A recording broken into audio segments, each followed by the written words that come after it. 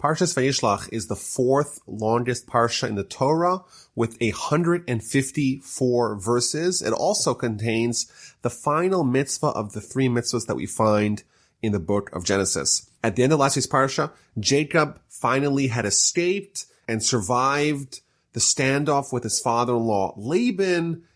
And as he's heading towards Israel, he's about to encounter the other grand nemesis of his life, his brother Esau, the one that a few weeks ago we read how he had pledged to kill him. And our parsha begins where Jacob sends messengers, either human or angel, ahead of him to his brother Esau, to the land of Seir, to the field of Edom. And he commands these messengers, telling them, "So shall you say to my master, to Esau, so says your servant Jacob, I have lived with Laban and I have delayed until now." And right off the bat, we're told by the commentaries, primarily the Ramban, that this entire episode, this entire portion where Jacob is about to meet his brother and his preparations ahead of time and how he goes about navigating this potentially dangerous encounter is a guideline for us and for our leaders of how we are supposed to behave when dealing with foreign powers. In fact, in the 1970s, the Prime Minister of Israel, Menachem Begin, traveled to the United States to partake in the Camp David Accords with Anwar Sadat and Jimmy Carter. And on the way to Washington, he stopped off in New York City, where he met the three most important rabbis of the time. And all three of them told him the same thing. They gave him the same advice. Before you actually meet these potential foes, study Jacob's encounter with his brother. And the first thing we notice from the initial instruction that he gives to his messengers regarding what they're supposed to say to Esau is that he calls him, "So shall you say to my lord, to Esau, so has said your servant Jacob." We see right away that Jacob is reaching out to Esau, his brother, with humility, humbling himself, lowering himself, and giving tremendous honor to his antagonist, his brother Esau.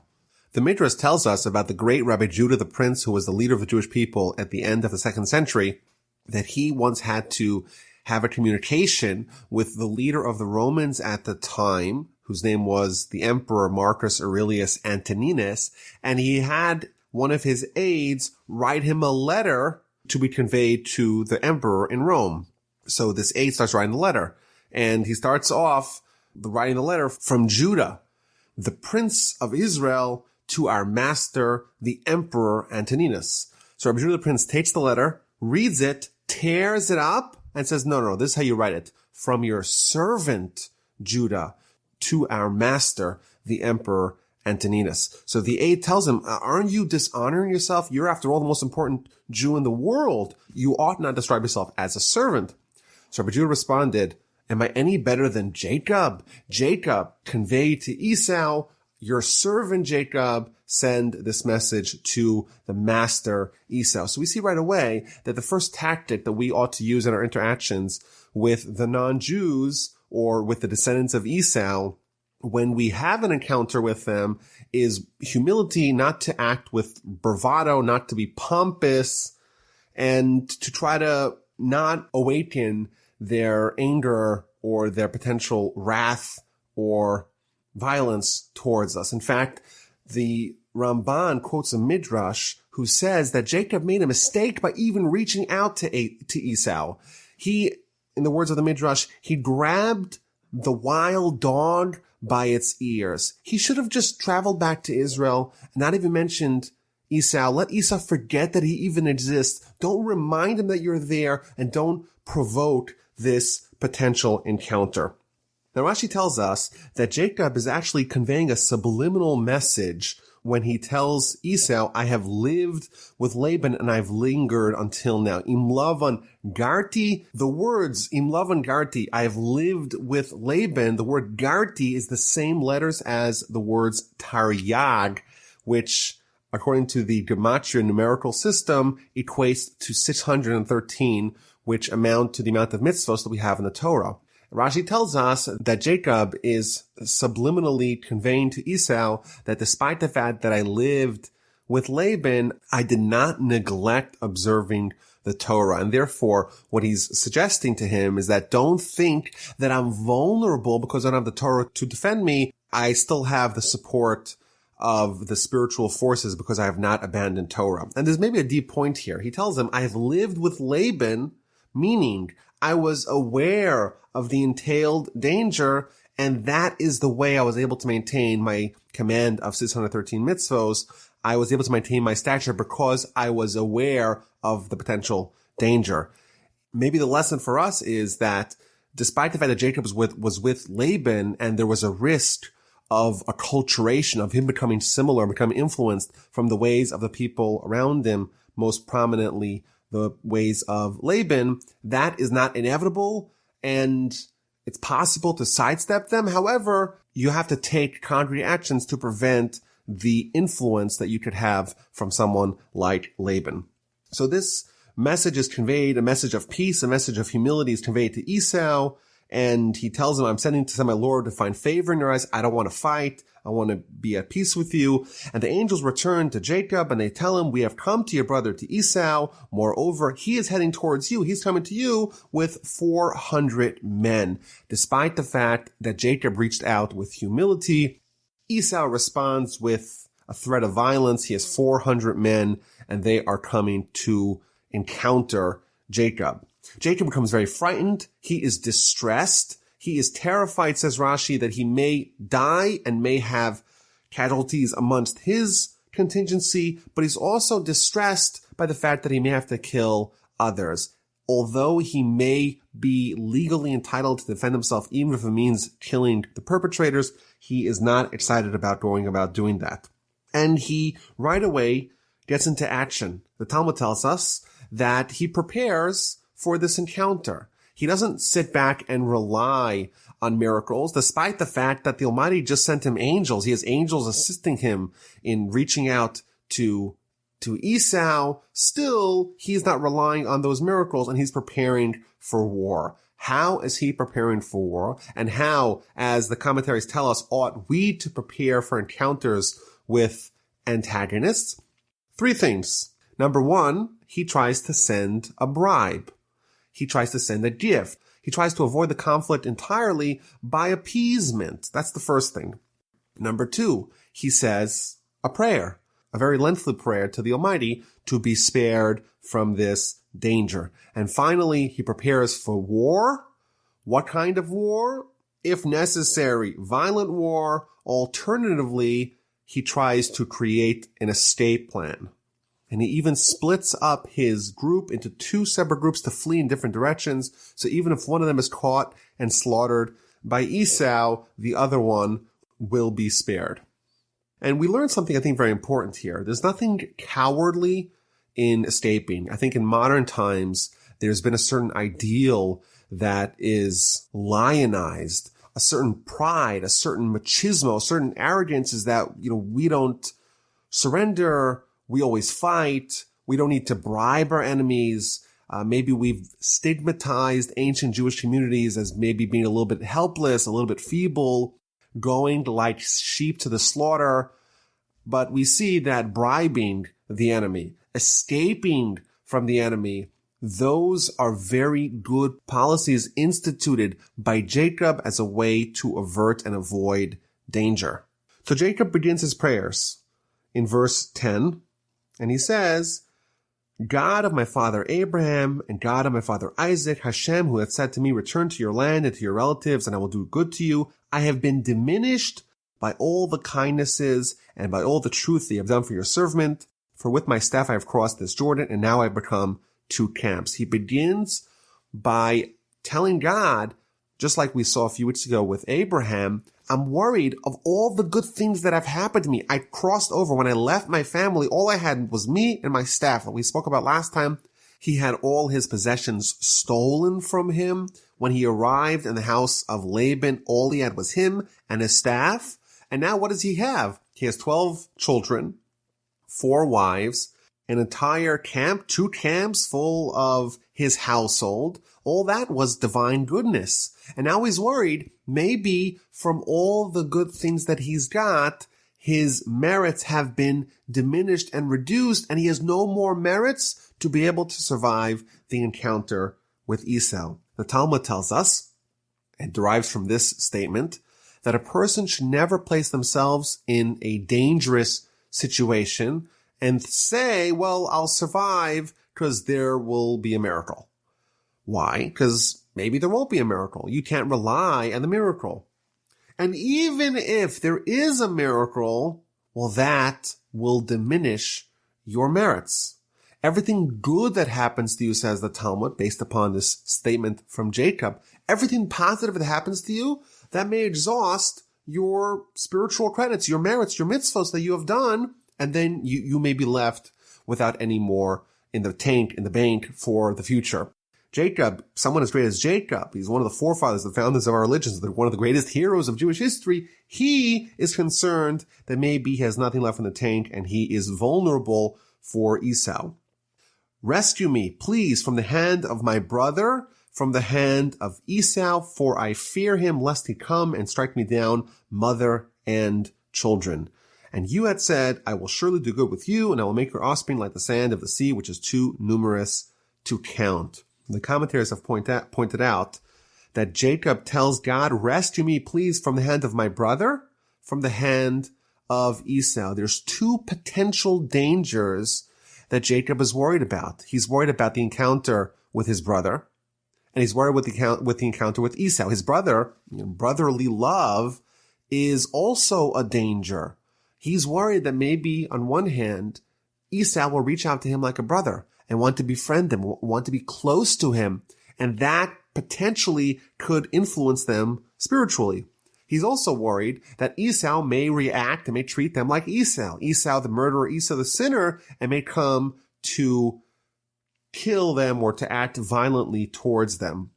And these are kind of the dual threats that we have to tiptoe around with our encounters with the greater population around us. On one hand, we've suffered a lot over the course of our history from anti-Semitism, from people acting as Esau. And I think in modern times, there is less anti-Semitism. Of course, anti-Semitism is still present, as we all know. But for the most part, certainly in Western countries and in America, of course, there is not as much anti-Semitism as there was in previous generations in different places in the world. But now there's a lot of love, and Jews are welcome. And in fact, there's a study that shows that Jews are the most admired group in America. So we're loved, and they're treating us like the brother. There's no more Esau, or there's much less of the Esau, but that brings with it an entire new set of not physical, mortal dangers, but of spiritual dangers, because what happens when we're welcomed? Well, we may come to lose our identity and what makes us special. So those are the two dangers that Jacob prays. Save me from my brother and save me from Esau. And then Jacob moves on to prepare the tribute, the gift, the bribe that he's going to send to his brother. 200 female goats, 20 male goats, 200 ewes, 20 rams, camels, cows, bulls, a very lengthy, robust gift. Rashi tells us that he sent them gems as well. And then he does something really interesting. He doesn't give the gift all at once. There's hundreds and hundreds of animals and an incredible tribute that he's going to give to Esau. He doesn't do it all at once. He puts a break between each group. He sends one group, he divides it into a bunch of groups, and he puts a space between each drove. And he tells them what to tell Esau when he encounters them. When you meet Esau, you say, this is your servant Jacob is sending you this gift to your lord Esau, and he's coming, and this is a gift for you. And Rashi points out that when you get a gift bit by bit, it is amplified. It seems like it's so much more versus if you get one huge gift all at once. I remember reading a study regarding the tips of waiters who give out candies. We know that sometimes a waiter at a restaurant will give a candy to the patron, and that will help contribute, hopefully, to the patron giving a larger tip to the waiter. And they did an interesting study. They had one group of waiters give 2 candies with the bill. And then they had a second group that gave 1 candy and then stopped and gave a second candy. And they found that the group of waiters that gave the candy one at a time, that increased by a huge factor and increased the size of the tips that they received, because psychologically in the head of the recipient, when you get one and you get another, that's a more effective gift than when you get it all at once. So Jacob gives these instructions to the messengers who are giving the gifts to Esau. And again, he's always speaking regarding himself as a servant to my master Esau. And that's what he hopes to appease him. And the 2 camps are getting closer to each other. That night, verse 23, we learn Jacob takes his 2 wives, his 2 handmaids, his 11 sons, and they cross over the river of Yabok. So Jacob is heading west. Esau is coming with 400 men east. Jacob has already sent all the gifts to Esau, and hopefully to appease them. Now, if we read the accounting of Jacob's family, we see he has 2 wives, 2 handmaids, 11 sons. Last week's parsha, we read about his 11 sons, but also his 1 daughter. And in verse 23, his daughter is omitted from the account of the family. So Rashi tells us something very surprising. V'dinan heichan haisa. Where was Dinah? Where was Jacob's daughter Dinah? Nasna beteva v'na'al b'fanea. Jacob placed her in a box, and he locked the box. Why? So that Esau should not see his beautiful daughter and not covet and desire her. Well, that seems quite sensible. If you're about to meet one of the most notorious sinners in the world who has a proclivity for beautiful women, and you have a beautiful woman in your camp, it seems quite sensible to hide her. But then Rashi continues, and therefore Jacob was punished. A little bit later on, we'll read the Parsha, how really bad things are going to happen to this Dinah, the daughter of Jacob. Why was Jacob punished that his daughter Dinah was assaulted by Shechem later on in the Parsha? That's because Jacob was punished that he withheld his daughter Dinah from Esau. He shouldn't have put her in the box. She should have maybe married Esau, and she would have caused him to repent. And because Jacob did not avail his daughter to his brother, therefore bad things happened to his daughter, and she was assaulted by Shechem. So this is a very interesting idea. Dinah, Jacob's daughter, could potentially have influenced Esau to repent. And in fact, the Talmud notes that a wife, generally speaking, has a greater influence on her husband than vice versa, than the husband has on the wife. And therefore, it's likely that Dinah would have influenced Esau more than Esau would have influenced Dinah. But this is still so surprising. Like, what's the option? Isn't it not patently irresponsible, reckless to give your daughter to Esau? It seems so unusual that Jacob is being punished for what seems to be prudent parenting. So the Musar masters say something very illuminating. They say that yes, Jacob should have hidden his daughter, but he didn't need to lock the box so tightly. Alternatively, he should have at least felt bad that withholding her from Esau will disallow such an outcome. Now for sure he won't be influenced to repent. This is an incredible insight that shows the standard to which Jacob is held. He's punished because he didn't feel bad that he wasn't able to positively influence his brother. And I think there's another incredible insight here. Esau, they're twins, Jacob and Esau. Jacob is already well over 100 years old. Esau is also over 100 years old. You would think, well, he's set in his ways. He's Esau the sinner, and he'll remain Esau the sinner. But here we see that that was not necessarily set in stone. It was never too late for him to repent. Now, as they're crossing over this river, Yabok, Jacob is left alone on one side of the river. The rest of the family is on the other side of the river. And he has a man approaching him, and they start wrestling. And there's a fight the whole night until the break of dawn. Rashi tells us that this was no ordinary man.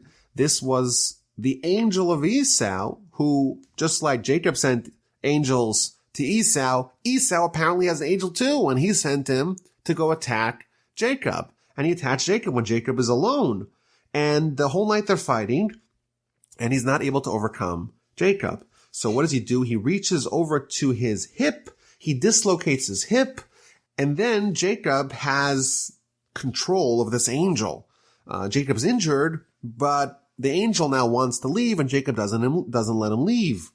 And he says, let me go. No, I'm not going to let you go unless you give me a blessing. And he blesses him that his name is no longer only Jacob. Now his name is also Israel. Why? The word Israel means to struggle.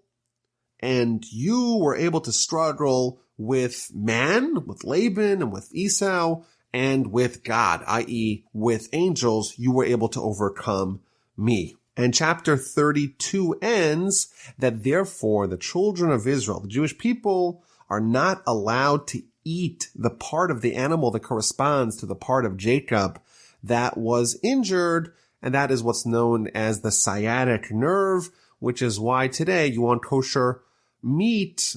We don't eat from the hind quarters of the animal because we have to navigate parts of the animal that even in a kosher animal are not kosher because it contains this part of the animal that the angel of Esau injured in Jacob.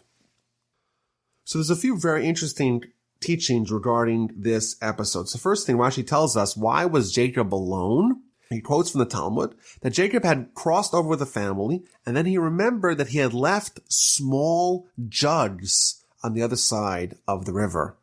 And because he didn't want to forfeit the value of even the small jugs, he appreciated all the money that the Almighty gave him, and therefore it was improper for him to devalue even something that was very inexpensive. He was even willing to endanger himself to cross over the river and to go collect those jugs and bring them together with the entire camp. He wasn't willing to forfeit that, which is an interesting lesson that the righteous do not devalue, do not neglect the gifts that the Almighty gives them. And then Jacob is struggling with the angel, which shows us just the stature of Jacob. The Talmudic literature tells us that Jacob's visage, his countenance, was similar to that of Adam, the primordial Adam. He was like an angel, and therefore it was parody the battle that he had with the angel. And the angel the whole night is trying to find some vulnerability in Jacob. And this is, of course, it's not a physical fight. It's some sort of cosmic struggle between Jacob, the veritable angel, and the angel of Esau. And this, of course, portends to all of history, this idea that the history is nighttime, and even though we'll be injured, but over the course of the entire nighttime, the entire history of the Jewish people and their interactions with Esau and his forces, we're not going to ever be vanquished. There's never going to be a mortal blow that's going to land upon us. Yes, we'll get injured, but we won't be destroyed. And there's, of course, multitudes of commentaries explaining what's going on. And as we mentioned, there's 154 verses in this parsha. And if we're going to do it in an hour, we have about 30 seconds per verse. So obviously we can't go into the most granular detail and going through all the commentaries. But one of the commentaries is a very interesting one. The Rabbeinu Bachai tells us that this fight was the angel trying to find a spiritual vacuum, a spiritual void, a spiritual vulnerability in Jacob. And he didn't find anything. Jacob was entirely free of any sin. However, there was one sin that Jacob was imperfect in, and that is the sin of marrying two sisters. And therefore, he strikes him at his thigh. We've already seen this a few weeks ago, that the thigh is representative of the genitalia area, which is the area in which Jacob's imperfection is manifested. And therefore, he was able to attack him in his thigh because there was an area that he, of course, had justifications for that, but he married two sisters, and therefore he wasn't perfect there, and therefore he was not impervious to the attacks of Esau's angel. The Kabbalists point out that the legs, well, they're not the essence of man. They're not the part of the trunk of man. They're kind of these appendages coming out of the trunk, which is the essence of man, meaning that Jacob, in his essence, was impervious to the angel, but his legs, the things that stuck out, the fringes, the appendages of Jacob, that's where we could be attacked. And after this long nocturnal struggle, Jacob seems to triumph, or at least it's a draw, it's a stalemate. And Jacob gets something out of it. He gets an injury, but he also gets a name addition, not a name change like we had by Abraham and Sarah, but a name addition. And of course, there's many interpretations of what this means. And in fact, later on in the Parsha, the Almighty is going to affirm this additional name where Jacob is also called Israel. But just one idea of the name Israel, and that is found in the Kabbalistic sources, the word Yisrael. Israel is an acronym for Yesh Shishim Ribui Osios LaTorah, that there are 600,000 letters of the Torah. That is hinted in the name Israel, is hinted this idea that all of Torah is incorporated in the essence of our nation, which amounted to 600,000 people when we left from Egypt, when we became a nation. In addition, the name Jacob, Rashi tells us, it seems to imply a certain degree of deception. Like Esau said, that Jacob stole the blessing. He had to resort to chicanery to be able to get the blessings. However, the word Yisrael, from the word sar, meaning master or minister, a term of nobility, a term of aristocracy, a term of someone who does not need to use deception and subterfuge to be able to get what they want. Now, in the actual text of the Torah, the word Yisrael is connected to the word sarisa, which means you have struggled. The angel tells Jacob, you have struggled with man and with the divine, and you have overcome. And this is an interesting idea that, Jacob himself lives a very chaotic life. He's struggling with Esau, and then to Laban, and back to Esau, and then there's going to be the episode of Dinah, and later on in Genesis we'll read about the saga of Joseph. And this is, of course, the history of the Jewish people. It's like our destiny. It's a never-ending struggle that really defines our history as a people. But I think there's a deep point here, and that is the fact that Jacob won. That's not incorporated in his name. That's almost irrelevant. What is relevant is that he struggled. He was a fighter. And that's, I think, a good lesson for us. We cannot decide what the results are of our efforts. It's not up to us. In life, we have our challenges, and each one of us is going to be pulled and pummeled by all the forces of our lives, by social pressure, by the Yitzhak, the evil inclination, from within, from without. And the bottom line is we have to be like Israel. We have to fight, and what the outcome of our efforts is going to be, that's of course not our department, but our goal is to put in our best effort and leave everything else to the Almighty. As a result of this episode, the Jewish people are forever prohibited to eat various parts of the hindquarters of the animal. And in fact, the entire hindquarters are usually sold to the non-kosher market. And the commentaries tell us a variety of reasons why this episode ought to be memorialized with this mitzvah. So the Rashbam tells us, well, it's a miracle. If you had to give odds in a fight between a human and an angel, of course, everyone would pick the angel. And here, Jacob is at least able to bring him to a stalemate. That's a tremendous miracle. And to remember that miracle, we withhold from eating that food. And every time we withhold, we remember the miracle. The Sephardim tells us also something interesting. And that is that, yes, there was a fight. And yes, Jacob was able to have a draw. But ultimately, he sustained damage in this hip. We want to render that damage insignificant. We're going to say, you know what, that part of the animal, that part of us, that part of the existence, we don't care about it. We don't want to eat it. We're not involved with it. The damage done to Jacob is immaterial.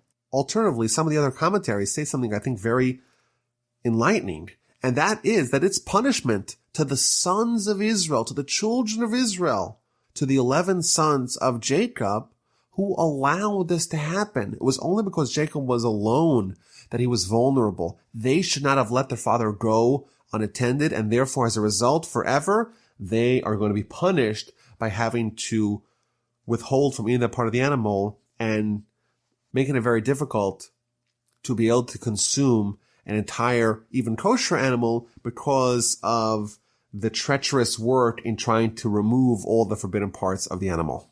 And in chapter 33, that fateful encounter finally happens. Jacob raises his eyes and sees, behold, Esau is coming. He has 400 men with him. He divides his children, Leah, Rachel, and 2 handmaids.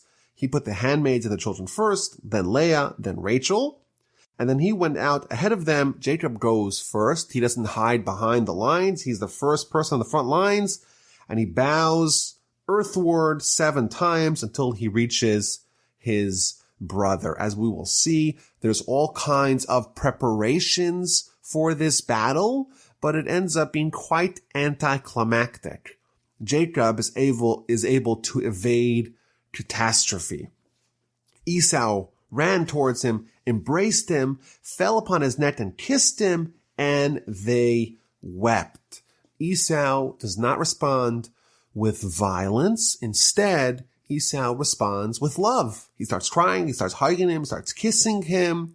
He sees the family, and he's so excited to meet them, apparently. All the children bow before him, and it seems like it's going to be amicably resolved. And the commentaries tell us that Jacob's entreatments of his brother worked. He submitted himself. He was humble. He kept on bowing down 7 times. He bowed down to his brother. And that changed, diminished, or assuaged Esau's anger and wrath. Yes, Jacob may have deceived Esau, and he maybe received the blessings, and he stole the blessings. He did bad things to Esau, at least in Esau's eyes. But look, he reaches out with humility, and that was able to alleviate Esau's wrath. And this is maybe a good lesson for us. And it continues the theme that we've seen here that Jacob does with his brother. And that is that it's important to concede on the little things like pride and win the big things. And maybe for us, more broadly speaking, as a nation, we walk around telling people, we're God's chosen people. And although that may be true, but what do we gain by flaunting our superiority? It's maybe important to follow Jacob's model, to be prideful and happy that we're selected by God to accomplish the mission that Abraham began in the world, but to not make other people feel bad about that, to be able to be humble when we meet other people that are not given that same gift. So Jacob has bowed down to Esau, and then the handmaids came forth, and then Leah and her family and her children came forth, and then Joseph, and then Rachel. Joseph went before Rachel. He didn't want Jacob to see his mother, and therefore he went ahead of his mother. Everyone is bowing down to Esau, according him with tremendous honor, and being very humble and submitting themselves to him. Now, the Midrash points out that there is one son of Jacob that is not present at this encounter. And that, of course, is the son that has not yet been born yet, Benjamin. At the end of the Parsha, Benjamin is going to be born, but he is not alive yet, and therefore he never bowed down to Esau. And the Midrash points out that Mordechai, from the Purim story, he had the fortitude to not bow down to Haman. Why? Specifically because his ancestor Benjamin did not bow down to Haman's ancestor Esau. And after the initial encounter, the 2 brothers are talking. Esau asked, "Why did you send me all those gifts?" Jacob responds, "Well, I wanted to find favor in my Lord's eyes." Esau says, no, don't give me the gifts. I have plenty. I have tons of things. I don't need your stuff. You keep what you have. There's no need for you to give me this gift. But Jacob says, no. He insists, I have found favor in your eyes. Please accept my tribute. I'm so excited to see you. It's as if I've seen the face of a divine being. Please accept my gift, which was brought before you. God has given me everything. And he urged him, and Esau agreed to take the gift. Rashi points out that there is a difference between Esau and Jacob's classification of their wealth. Esau said, Yeshli Rav, I have a lot. I have even more than I need. Whereas Jacob said, Yeshli Kol, I have everything that I need.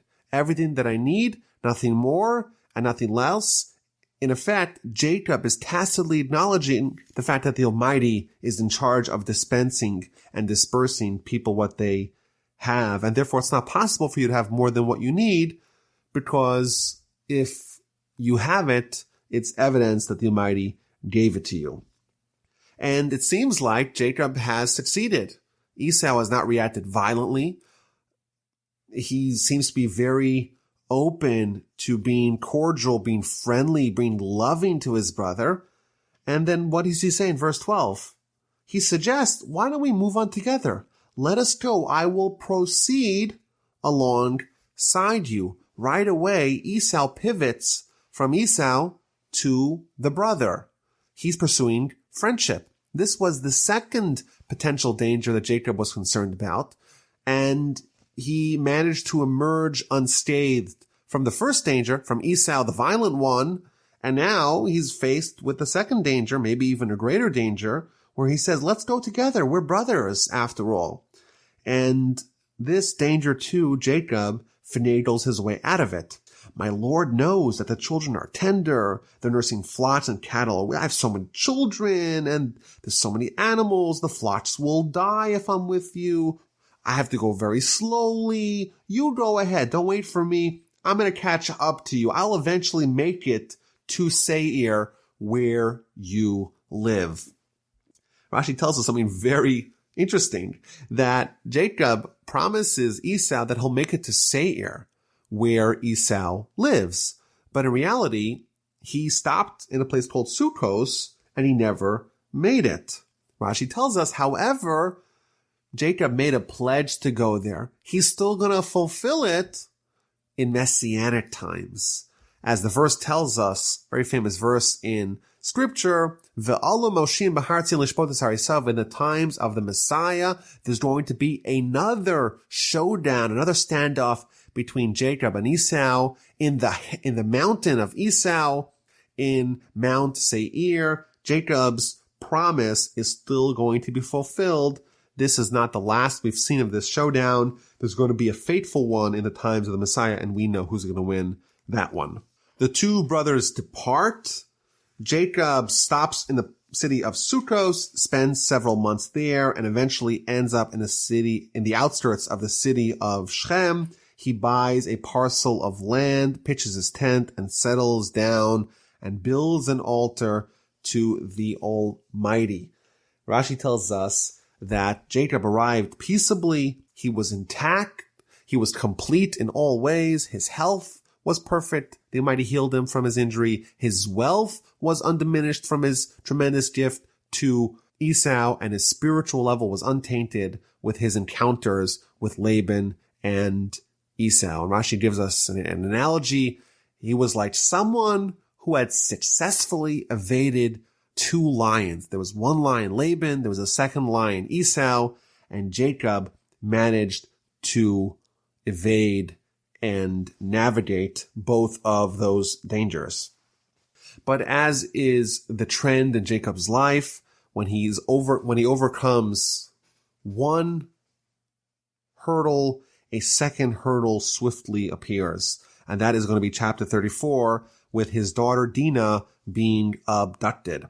Now Dinah, the daughter of Leah, whom she had borne to Jacob, went out to look over the daughters of the land. Shechem, the son of Hamor, the prince of the region, saw her. He took her.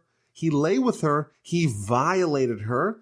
And he became deeply attached to Dinah, the daughter of Jacob. And he wanted to marry her. Rashi tells us that she is ascribed her maternal relationship, but not her paternal relationship. Dinah, the daughter of Leah. And asks Rashi a question. The daughter of Leah, she's also the daughter of Jacob. Why does it call her? Why does it classify her? Why does it label her as the daughter of Leah? And it tells us something very powerful. It says that Leah, in last week's Parsha, she went out. She was adventurous. And here we see that the mother and the daughter are similar. Just like Leah went out, she walked out into the fields. She went out in the open. Dinah did the same. She went out. She wanted to hang out. She wanted to spend time to frolic and to be very adventurous. And in the Torah's view, the degradation of Dinah could have been avoided if she wasn't too adventurous. And it sees her nature of going out and being curious and seeing the world, maybe in a very hostile neighborhood, that stems from her mother Leah and not from her father Jacob. She acted in a somewhat immodest way, and that left her vulnerable to the horrific assault of Shechem, the son of Hamor, the master of the region. It's just a little confusing here because the city is called Shechem and the individual is called Shechem. Shechem is the son of Hamor, who is the mayor or the king of the city of Shechem. And Jacob finds out what happens to his daughter. His daughter was defiled. And the sons, meanwhile, were out with the flock, were out with the field, out in the field with the cattle. And Jacob doesn't make any move until they come back. And then the family of Shechem, they reach out to Jacob and they want to propose this union between Shechem and the daughter of Jacob, Dinah, that he had assaulted. Hamor spoke to them saying, Shechem, my son, longs deeply for your daughter. Please give him to her as a wife. And intermarry with us. Give your daughters to us and take our daughters for yourself.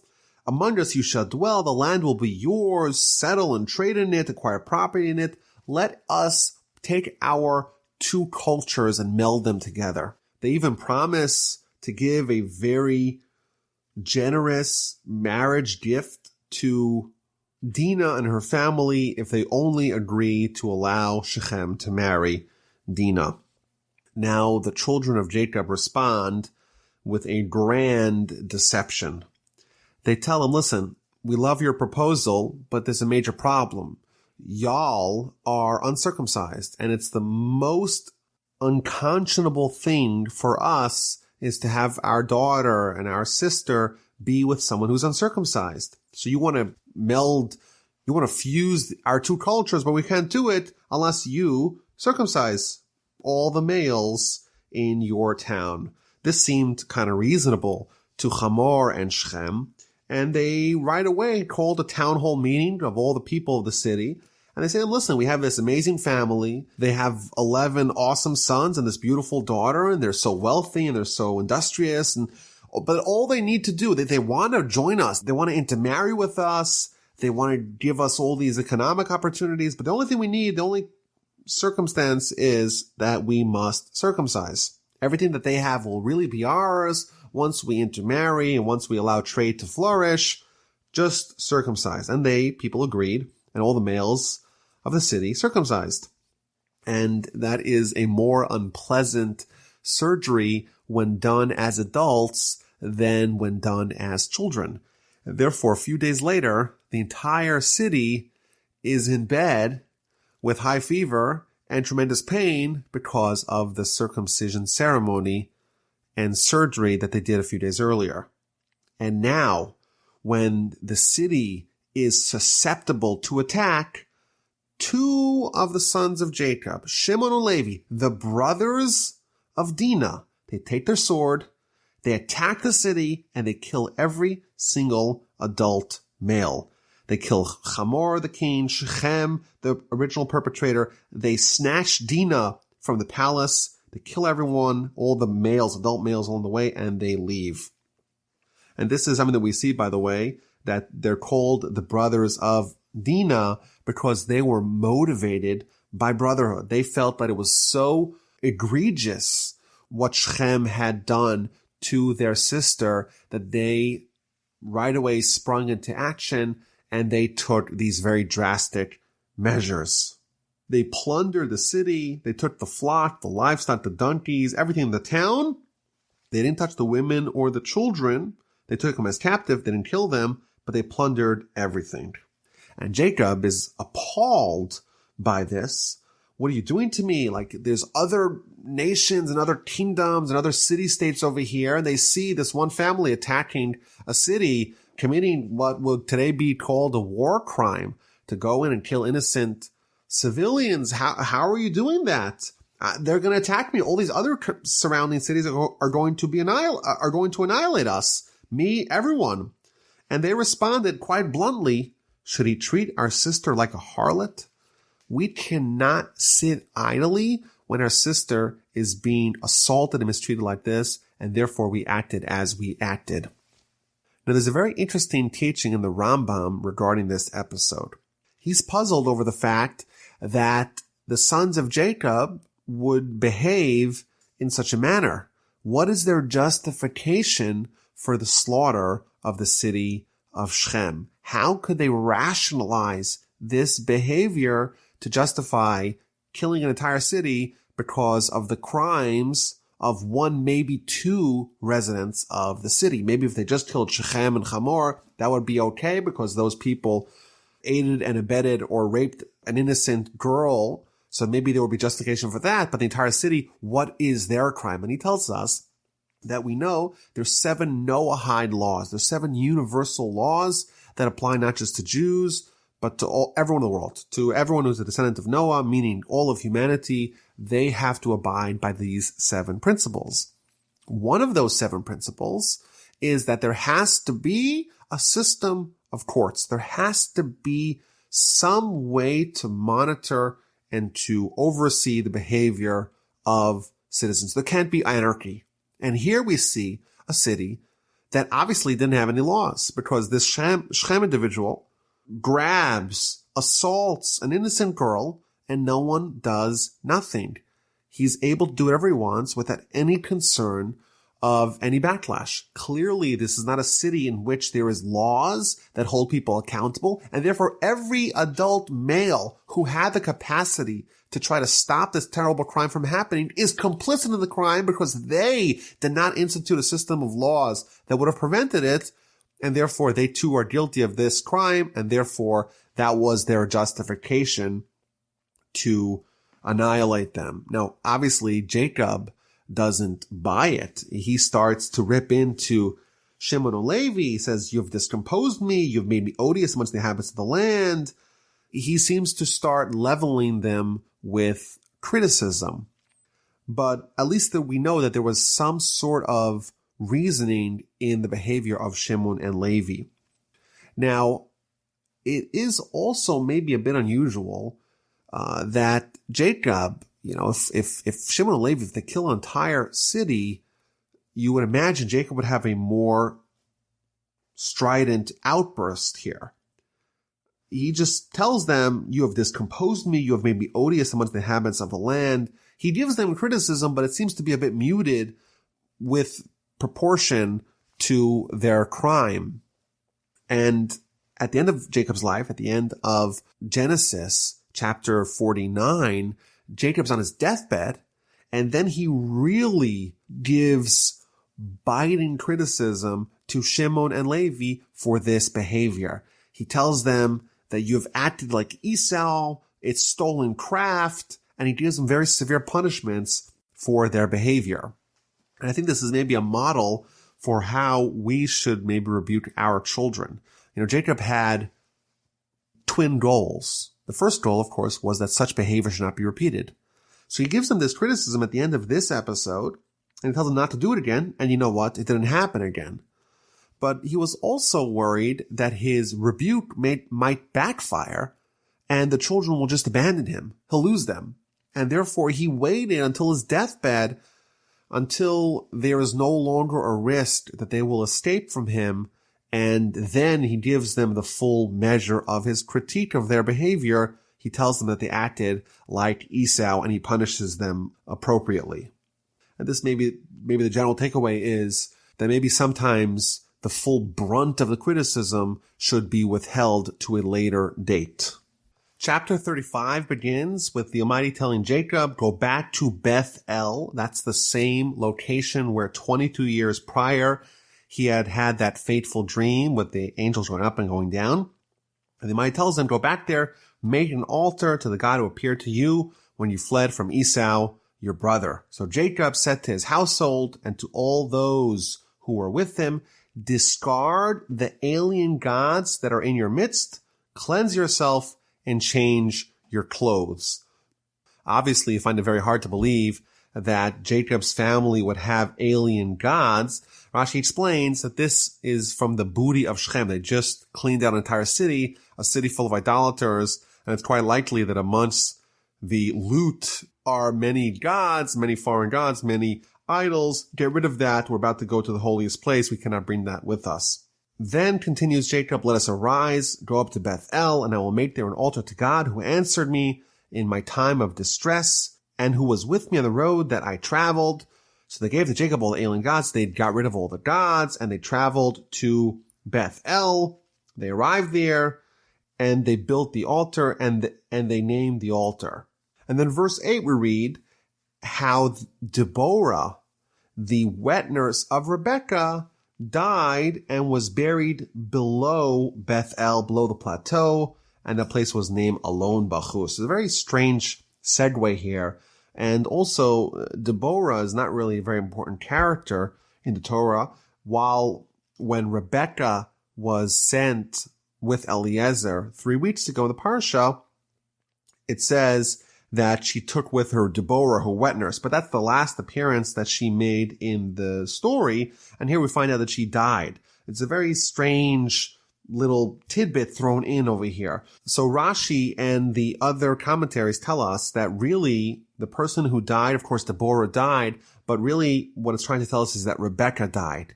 But for a variety of reasons, as we shall see, the Torah was not explicit when it tells us about the death of Rebekah. It's only hinting by telling us that her wet nurse died, and we should infer from that Rebekah died too. It doesn't tell us anywhere that Rebekah died explicitly, only here. This is the last time we read about Rebekah. Why are we not told about the death of Rebekah explicitly?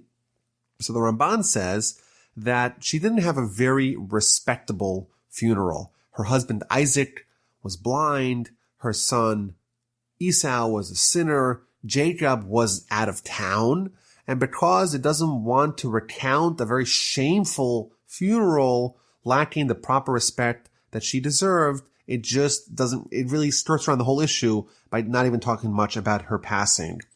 Rashi says something also, I think, very interesting, that the reason why it does not invoke Rebekah is because people shouldn't curse her.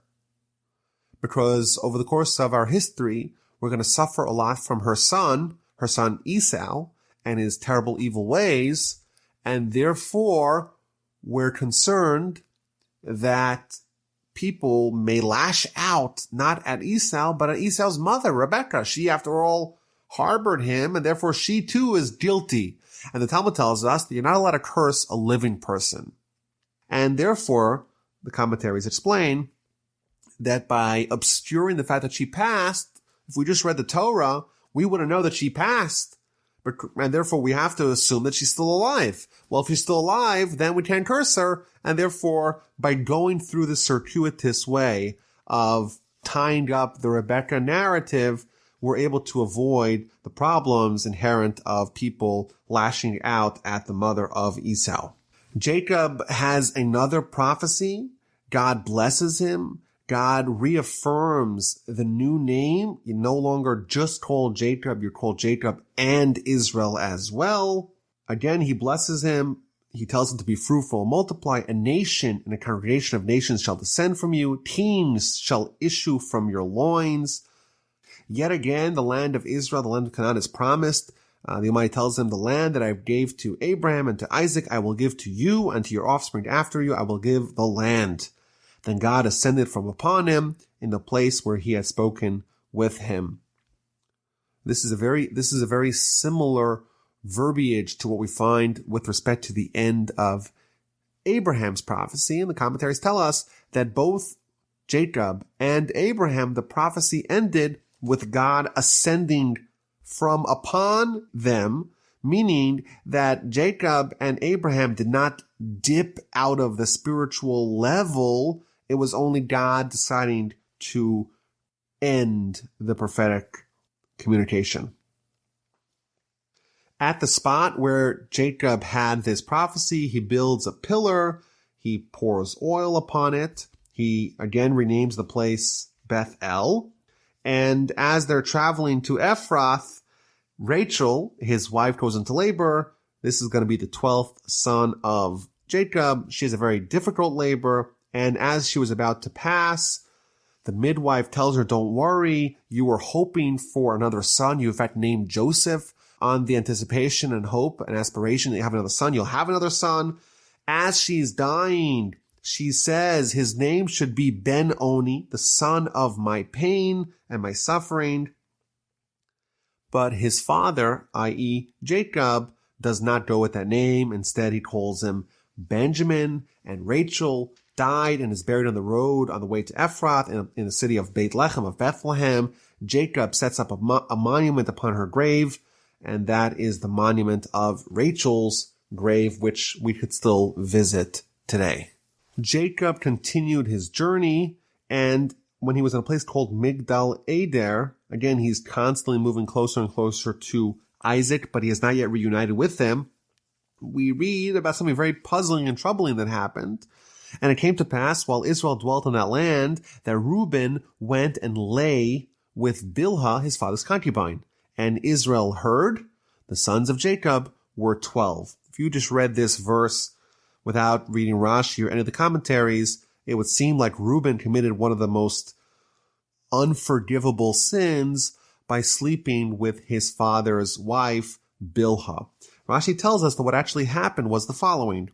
Jacob had 4 wives, and therefore had to juggle the conjugal relationships with 4 different women. But his permanent bed was forever in the tent of Rachel. When Rachel passed, he took his permanent bed and moved it into the tent of Bilhah, because Bilhah was the maidservant of Rachel. Now, Reuben was okay with Jacob having his permanent bed in Rachel's tent because, she was one of the primary wives too. But now, after Rachel died, Jacob takes his permanent bed and puts it in Bilhah, in the maidservant's tent, and not in his mother Leah's tent. That he did not tolerate. So he takes Jacob's bed and he drags it out of the tent of Bilhah and moves it to his mother's tent. That's what Rashi explains. And the way the Torah classifies that, because Reuben interfered in his father's bed activities, that is akin to him sleeping with his father's wife. And then right afterwards it says the sons of Jacob were 12. It's like reassuring us that the sons of Jacob were 12. They're all the same. Don't read this incorrectly by thinking that Jacob's son Reuben was any different in stature than the rest of the sons of Jacob. The Talmud makes it quite clear. Kol ha'omer Ruvain chata. Anyone who says that Reuben sinned, eino ella toeh, is nothing but mistaken. If you want to read this literally, you're going to make a mistake, says the Talmud, the book of Shabbos, page 55b, because Reuben did something bad, something that he is severely reprimanded for here and on Jacob's deathbed, but he didn't actually do what the simple reading of the verse may make you think that he did. The Torah lists the 12 sons of Jacob, and then it tells us that Jacob came to his father Isaac. He was reunited with him, and then it tells us that Isaac passed away, and he was buried by his sons Esau and Jacob. Rashi points out that chronologically this happened much, much later on in the Torah. But the Torah is not organized chronologically. It's organized topically, and it's focusing on the story of Jacob now. And therefore, when it tells us that he reunited with his father, the purpose of that is to tell us that he was there in time for Isaac's passing, not to imply that that happened at this juncture. The final chapter of the Parsha, chapter 36, details hundreds of years of the descendants of Esau. It tells us about his multiple wives and his children and all the various interbreeding that took place. Rashi makes the calculation many, many times in this portion, how the Torah is telling us that there was many, many bastards that resulted from Esau's family. And this is the last that we're going to hear about Esau in the Torah. Beginning next Parsha, Parshas Vayishlach, we're going to be back to the storyline of Jacob. Once we've quickly enumerated all the dozens of individuals and chieftains from the family of Esau, we're going to get back to the most important family storyline, and that is of Jacob. Jacob went through a lot in the Parsha. He was just on the heels of his escape from Laban, where he meets Esau, and he has to struggle with Esau's angel, and he has to deal with his daughter being abducted, and it seems like things are going to be calm going forward. And we will find out next week that that is not exactly how it's going to play out.